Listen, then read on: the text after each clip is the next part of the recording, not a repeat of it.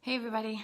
So I announced it yesterday I was going to do something live today, and just to take questions to see if anybody was interested.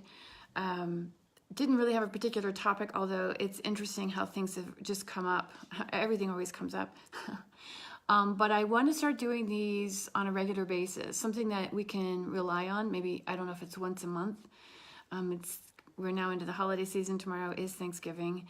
So it's going to be kind of hard for everybody, I think. We're all going to be really busy. You know, we've got family, we've got social gatherings and so forth. So I think it's a really important thing to be able to talk, or if we can. And if you have questions, by all means, let me know. I'm happy to answer them, whether it be on the live stream or if we're just going to do something,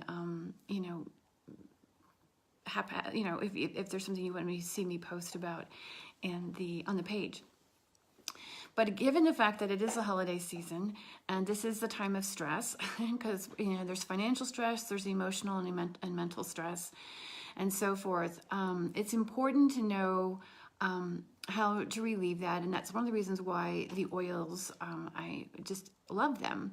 But again, like I said, things come up. I get asked questions, and for those of you that may not know, I have a radio show here locally on Monday evenings and local time, which is 6 p.m. on Mountain Time. So that's 8 o'clock on the East Coast, and that's 5 o'clock on the West Coast. So, but the question that came up, because I frequently have guests on, was the topic of priming. And I thought I would just briefly talk about it here. And because priming, from a psychological standpoint, is the insertion of words or the use of words, and there's different ways to actually influence. Priming is essentially an external stimulant that influences behavior in the receiver. And this is where neuromarketing comes in.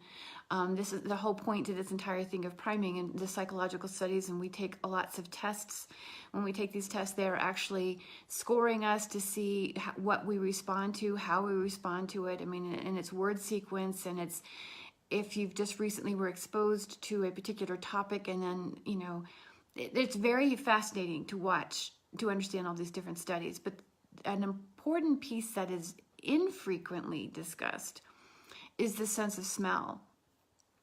The aromas around us that are actually affecting us, and we aren't even aware of it, okay? So, and it doesn't mean that your sense of smell isn't working. First and foremost, if there's a lot of smell in the area, they're going to just kind of mask each other out, and it's going to become you just won't even realize that there is an aroma. But that said, the body is covered with olfactory receptors, and I believe there's 350 olfactory receptors. And again, you do not have to smell something in order for it to have an influence on us. And so I oftentimes wonder, like when we're out shopping, and if you walk into a store and there's candles burning, or there's infamous cinnamon brooms and wreaths and everything else that's out, and there's all these things that you can smell. I mean, what we relate to the holidays, right? But these are laden with other chemicals, preservatives, and so forth. And I'm not bad-mouthing this. My point is that these chemicals, whether they are actually a natural chemical or a man-made chemical. So when I use the word chemical, please understand it's pretty much a general term, because nature communicates via chemicals. So that said, how many of us are actually being inundated with aromas, and it's actually aggravating to the system, and we don't even realize it. Now, here's a really cool thing. So the sense of smell, the olfactory system, has been studied for a long time, and we recognize the fact that we can use aromas for recall during studies, when we're studying in order to take tests. But another way that they're actually using the aromas without people knowing it is, and I know of this has been going on in some of the Asian corporations, where they are actually distilling or pumping, or however you want to describe it, scent actually the smell of a lemon, and the intention was to increase productivity, reduce absenteeism, so attendance. We're trying to increase attendance and increase productivity. That was the intention. And so they started emitting the lemon, they said it was lemon essential oil, throughout the building, but nobody knew it was being pumped. I don't even know the right word to say. Fanned into their office space. Nobody knew this.